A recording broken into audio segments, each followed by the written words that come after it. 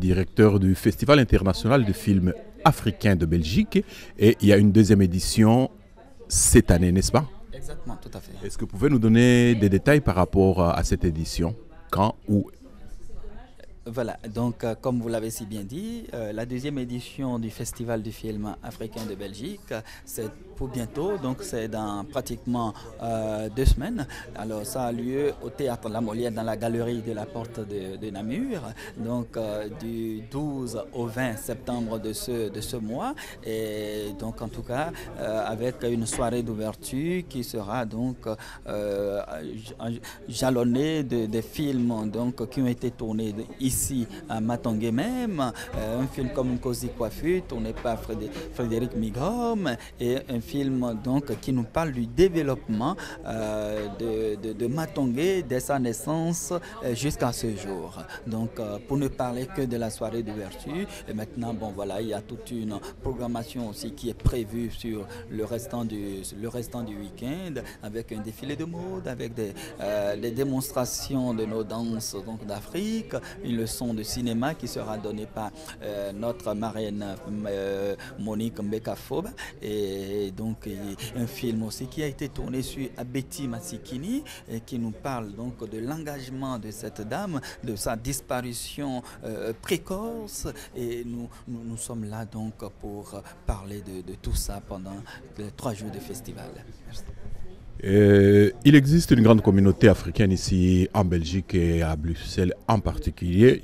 Nous les voyons à Matongé, des centaines de milliers tous les jours. Quel message vous avez à leur direction? Comment pouvez-vous les décider à venir voir ce festival? En tout cas, chers membres de la diaspora, ce festival, c'est d'abord pour nous. Ce festival, c'est pour notre communauté.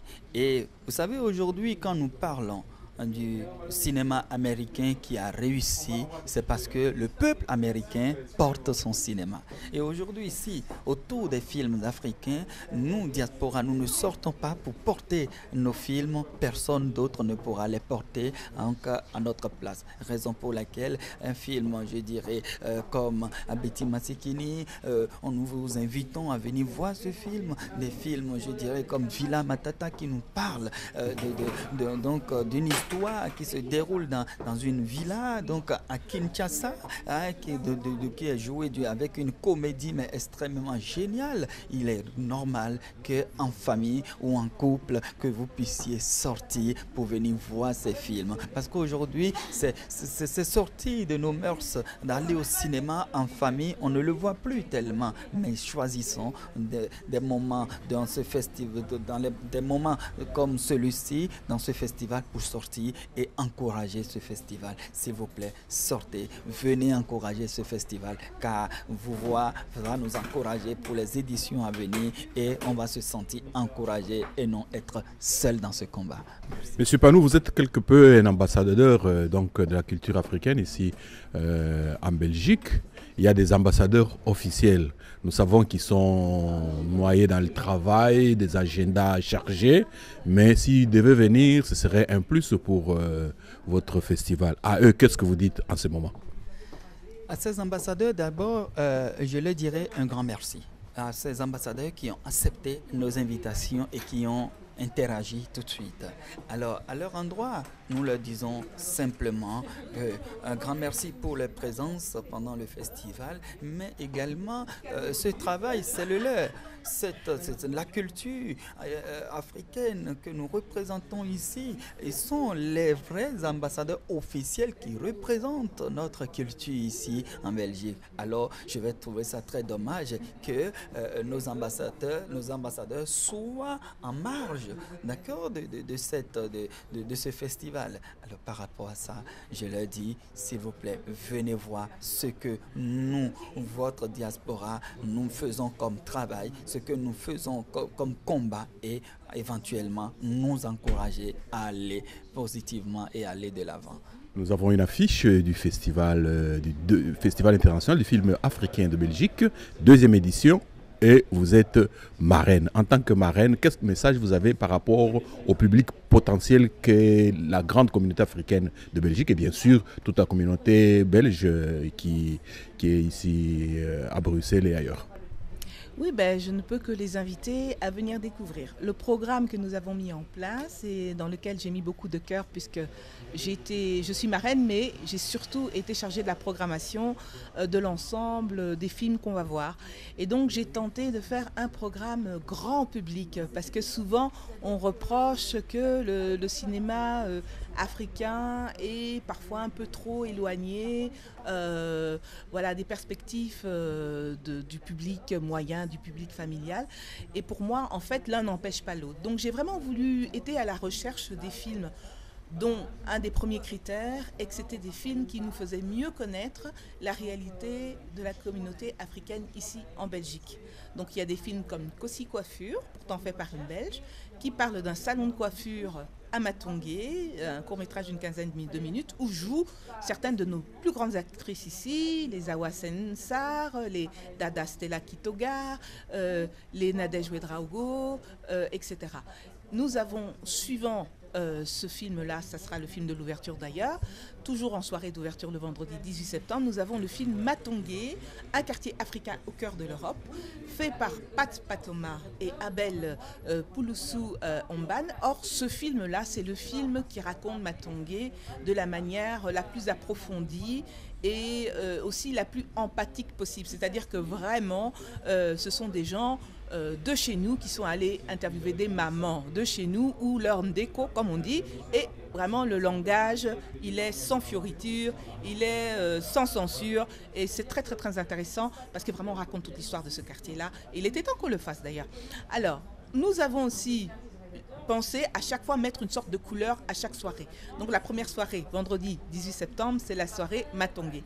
La deuxième soirée, c'est la soirée Rire et Sourire. Pourquoi? Parce qu'il y a deux films vraiment à se fendre la poire, comme on dit.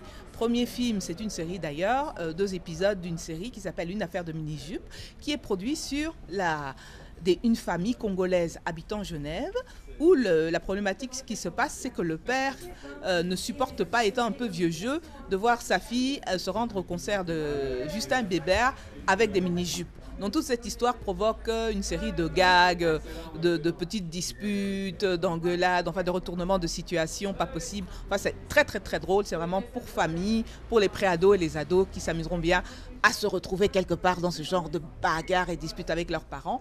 Et en deuxième temps de cette soirée Rire et Sourire, nous avons la dernière production congolaise qui, à notre avis, est un peu comme la suite du film Viva Riva, c'est-à-dire vraiment la découverte d'un Kinshasa par les gens de Kinshasa et qui raconte encore une histoire bien désopilante entre 3 cousins qui ne savent quel mauvais tour inventer pour tirer de l'argent des poches de leur famille. Et là, ils décident carrément que l'un d'eux fasse semblant de mourir pour qu'ensuite ils puissent empiler dans leurs poches les cotisations de deuil. Évidemment, vous imaginez comment tout cela va finir.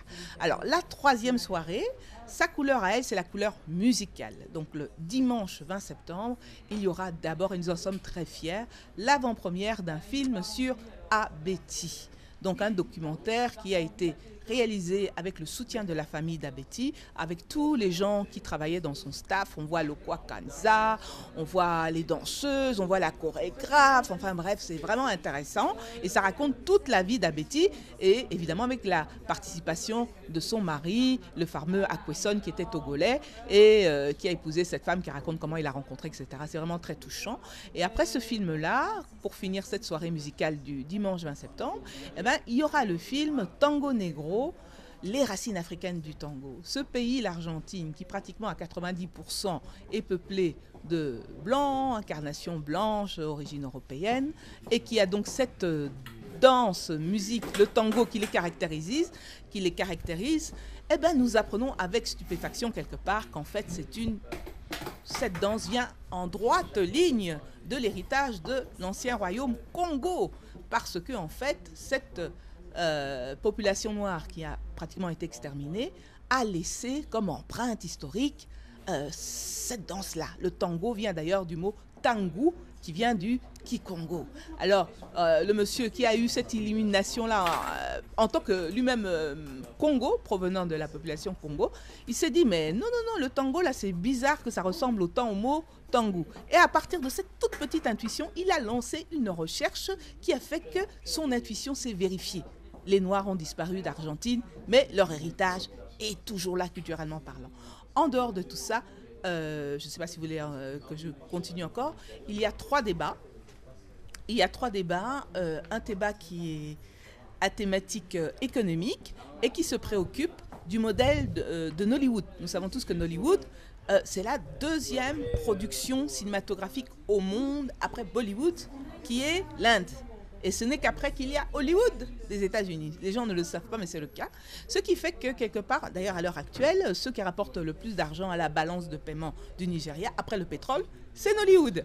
Donc, c'est d'une certaine manière une façon pour les gens qui sont dans ce métier de se dire, est-ce que le modèle nollywoodien ne pourrait pas nous nourrir à terme? Parce que pour le moment, ce sont des métiers que nous faisons par passion, mais qui souvent ne nous nourrissent pas. Donc, il y a un débat autour de ça. Il y aura un Nigérian qui sera présent pour parler de Nollywood. Et il y aura aussi des gens qui seront présents pour parler du théâtre filmé Maboké, qui, quelque part, fonctionne aussi sur le même modèle économique que Nollywood. Et en dehors de ça, il y a toutes les dérivations qui existent au niveau des Africains de l'Europe, qui copient aussi le modèle Nollywood à leur manière. Et il y a l'expérience très édifiante de Thierry Louzet avec African Diaspora Cinéma, où le monsieur a déjà fait 30 films très rapidement à la nollywoodienne, et il les met à disposition sur un site web où vous pouvez vous abonner par 4,5 € par mois. Donc il crée un modèle économique sans compter sur les subventions. Alors ce débat-là sera suivi d'un autre débat qui se passera le dimanche, parce que ce débat-là se passait sur Nollywood, se passe le samedi, et le dimanche il y a 2 autres débats. Le premier débat est femmes africaines dans le cinéma de la diaspora et de Belgique, où nous verrons toutes sortes de femmes qui sont productrices, qui sont réalisatrices, qui sont actrices, qui vont intervenir. Et nous aurons aussi un autre débat qui s'appelle l'acteur noir face aux écrans blancs, pour un peu montrer notre ras-le-bol de l'image qui est faite sur nous dans tous les médias mainstream en Belgique et d'ailleurs en dehors de la Belgique, en disant qu'il y a des propositions pour que ce ne soit plus le cas, et faire comprendre que ces images nous pourrissent la vie tout simplement, parce que finalement quand nous nous présentons pour un logement, pour un travail, pour n'importe quoi, on se réfère à ces images pour dire écoutez, nous ne sommes pas sûrs que vous ferez l'affaire.